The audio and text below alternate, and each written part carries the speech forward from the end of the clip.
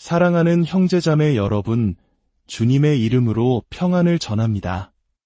우리의 삶이 때로는 험난한 광야 같고 때로는 거친 풍랑을 만난 배와 같을지라도 변치 않는 말씀 속에서 참된 위로와 지혜를 얻는 귀한 시간이 되기를 소망합니다. 오늘 우리가 함께 나눌 말씀이 여러분의 마음에 깊은 울림을 준다면 좋아요와 구독을 통해 더 많은 이들과 이 은혜를 나누는 선한 사역에 동참해 주시길 부탁드립니다. 여러분의 작은 손길이 누군가에게는 큰 빛이 될 수 있습니다.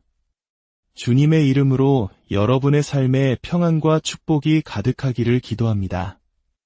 오늘 우리는 누가복음 12장에 기록된 예수님의 비유, 어리석은 부자의 이야기를 통해 진정한 부유함이 무엇인지 함께 묵상하고자 합니다. 어느 날 예수님께서 수많은 무리에게 가르침을 베풀고 계셨습니다. 바로 그때 군중 속에서 한 사람이 다급하게 소리쳤습니다. 선생님, 제 형에게 명하여 유산을 저와 나누게 해주십시오. 당시 유대 사회에서 율법에 정통한 랍비가 유산 분배와 같은 분쟁을 중재하는 것은 흔한 일이었습니다. 이 사람은 예수님을 위대한 진리의 스승으로서가 아니라 자신의 재산 분쟁을 해결해줄 유능한 변호사이자 판사로 여겼던 것입니다. 그는 예수님의 가르침에서 영원한 생명의 지혜를 얻기보다 당장의 물질적 이익을 얻는 데에만 관심이 있었습니다. 그의 마음 중심을 꿰뚫어 보신 예수님께서는 단호하게 말씀하셨습니다. 이 사람아, 누가 나를 너희의 재판장이나 물건 나누는 자로 세웠느냐? 그리고는 그 사람뿐만 아니라 주위에 모인 모든 사람을 향해 아주 중요한 경고의 말씀을 하셨습니다. 삼가 모든 탐심을 물리치라. 사람의 생명이 그 소유에 넉넉한 데 있지 아니하니라. 예수님께서는 이 기회를 놓치지 않으시고 우리 모두의 마음속에 도사리고 있는 가장 위험한 적, 바로 탐심에 대해 경고하십니다. 탐심, 즉 탐욕은 단순히 무언가를 더 갖고 싶어하는 마음을 넘어섭니다. 그것은 내게 없는 것을 가진 타인을 시기하고 더 나아가 내가 가진 것에 만족하지 못하며 하나님이 아닌 재물을 의지하게 만드는 무서운 죄입니다. 하나님께서 친히 주신 십계명을 떠올려 보십시오. 살인하지 말라, 간음하지 말라, 도둑질하지 말라와 같이 사회의 근간을 이루는 중요한 법규들 사이에 마지막 계명으로 내 이웃의 집을 탐내지 말라는 말씀이 자리하고 있습니다. 왜 하나님께서는 이 탐내는 마음을 이토록 중요하게 다루셨을까요? 탐심은 질투와 증오, 거짓말과 도둑질 등 수많은 다른 죄를 낳는 뿌리가 되기 때문입니다. 역사를 돌아보면 국가 간의 끔찍한 전쟁도 결국 다른 나라의 영토와 자원을 탐하는 마음에서 시작되었습니다. 우리 주변에서 일어나는 수많은 다툼과 갈등의 이면에도 남이 가진 것을 부러워하고 시기하는 탐욕스러운 마음이 숨어있는 경우가 많습니다. 예수님께서는 이어서 경고하십니다. 사람의 생명이 그 소유에 넉넉한 데 있지 않다. 가장 많은 장난감을 가지고 죽는 사람이 승리자라는 세상의 냉소적인 농담이 있습니다. 하지만 이것이야말로 가장 비참한 착각입니다. 우리의 생명, 우리의 존재 가치는 우리가 소유한 물질의 양으로 결코 측정될 수 없습니다. 이 중요한 가르침을 생생하게 전하기 위해 예수님께서는 하나의 비유를 들어 말씀하기 시작하셨습니다. 한 부자가 있었습니다. 그는 이미 많은 것을 소유한 사람이었지만 그 해의 밭에서 어마어마한 풍년이 들어 소출이 상상 이상으로 많아졌습니다. 그가 이 엄청난 수확을 얻게 된 것은 전적으로 하나님의 섭리 덕분이었습니다. 하나님께서 햇빛과 비를 적절하게 내려주셨기에 가능한 일이었습니다. 성경은 모든 선하고 온전한 선물이 위로부터 빛들의 아버지께로부터 내려온다고 가르칩니다. 하지만 이 부자의 마음에는 하나님을 향한 감사가 단 한 조각도 없었습니다. 로마서 1장에서 사도 바울은 타락한 인간의 가장 근본적인 두 가지 죄를 지적합니다. 첫째는 하나님을 하나님으로 영화롭게 하지 않는 것이며 둘째는 감사하지 않는 것입니다.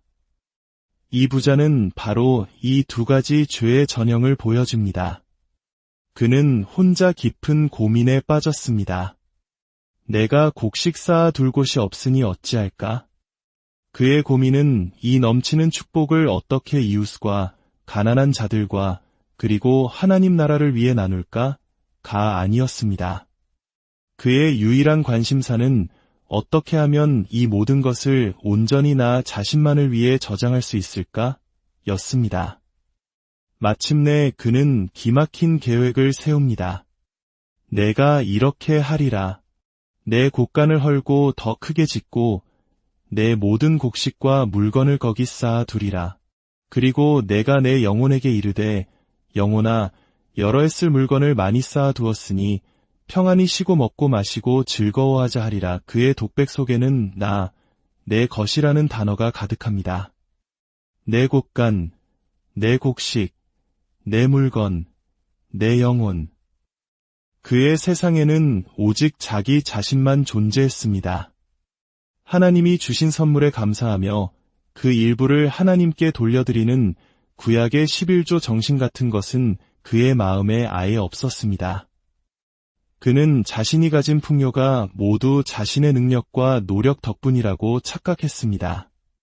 그가 꿈꾸던 미래는 먹고, 마시고, 즐기는 것이 전부였습니다. 이것은 하나님 없는 이방인들의 삶의 방식과 정확히 일치합니다. 내일의 죽음 앞에서 오늘 밤의 파티의 모든 것을 거는 허무한 삶입니다. 바로 그 순간 이 비유의 가장 중요한 전환점이 찾아옵니다. 부자가 자신의 완벽한 노후 계획에 만족하고 있을 때 다른 목소리가 들려옵니다. 바로 하나님의 목소리였습니다. 하나님께서 그에게 말씀하셨습니다. 어리석은 자여, 성경에서 말하는 어리석은 자는 지능이 낮거나 배우지 못한 사람을 의미하는 것이 아닙니다. 이것은 도덕적이며 영적인 판단입니다. 시편 기자는 어리석은 자는 그의 마음에 이르기를 하나님이 없다 하는도다 라고 말했습니다. 성경이 말하는 가장 어리석은 사람은 자신의 삶에 하나님이 없다고 여기며 사는 사람, 자신의 생명과 시간의 주인이 자기 자신이라고 굳게 믿는 사람입니다. 지혜의 근본은 주님을 경외하는 것인데 이 부자에게는 하나님을 향한 경외심이 전혀 없었습니다. 하나님의 심판은 단호하고 즉각적이었습니다. 오늘 밤에 내 영혼을 도로 찾으리니 그러면 내가 준비한 것들이 누구의 것이 되겠느냐? 수십 년을 내다보며 거대한 곳간을 지었던 그의 계획은 단 하룻밤 만에 물거품이 되었습니다. 그가 평생에 걸쳐 쌓아올린 막대한 재물은 그의 영혼을 단 1초도 연장시켜주지 못했습니다. 예수님께서는 다른 곳에서 이렇게 물으셨습니다. 사람이 만일온 천하를 얻고도 자기 목숨을 잃으면 무엇이 유익하리요? 이 부자는 온 세상을 얻은 듯했지만 정작 가장 소중한 자신의 영혼을 잃어버렸습니다. 예수님께서는 이 비극적인 이야기의 결론을 이렇게 맺으셨습니다. 자기를 위하여 재물을 쌓아두고 하나님께 대하여 부유하지 못한 자가 이와 같으니라. 이것이 바로 비유의 핵심입니다. 문제는 부유함 그 자체가 아닙니다. 문제는 하나님 없이 오직 자기 자신만을 위해 재물을 쌓는 삶의 태도입니다. 진정한 부유함은 은행 잔고의 숫자에 있는 것이 아니라 하나님과의 관계 속에 있습니다. 하나님을 사랑하고 이웃에게 나누며 하늘의 보물을 쌓는 삶, 그것이야말로 영원히 썩지 않는 참된 부유함입니다. 이야기가 끝났을 때 맨 처음 예수님께 유산 문제를 해결해 달라고 외쳤던 그 남자는 어떤 심정이었을까요? 아마도 그는 더 이상 자신의 요구를 주장할 수 없었을 것입니다. 예수님께서는 그 비유를 통해 수많은 사람들 앞에서 그의 마음속 깊은 곳에 있는 탐심과 어리석음을 정확히 드러내셨기 때문입니다. 오늘 이 말씀을 통해 우리 자신을 돌아보기 원합니다. 나는 무엇을 위해 살아가고 있습니까? 나는 땅의 곳간을 채우는 데에만 몰두하고 있습니까? 아니면 하늘의 곳간을 채우는 일에도 힘쓰고 있습니까? 나의 삶은 하나님 보시기에 부유한 삶입니까? 아니면 어리석은 부자와 같은 삶입니까? 주님, 저희가 세상의 헛된 풍요에 눈이 멀어 영원한 가치를 잃어버리는 어리석음을 범하지 않게 하옵소서. 저희에게 주어진 모든 것이 주님의 선물임을 기억하고 감사하는 마음으로 살게 하시며 이웃과 나누고 베푸는 삶을 통해 하나님 보시기에 부유한 자녀로 살아가게 인도하여 주시옵소서. 주님의 크신 은혜와 사랑이 이 말씀을 듣는 모든 분들의 삶과 가정 위에 늘 풍성하게 함께 하시기를 예수 그리스도의 이름으로 간절히 축복합니다.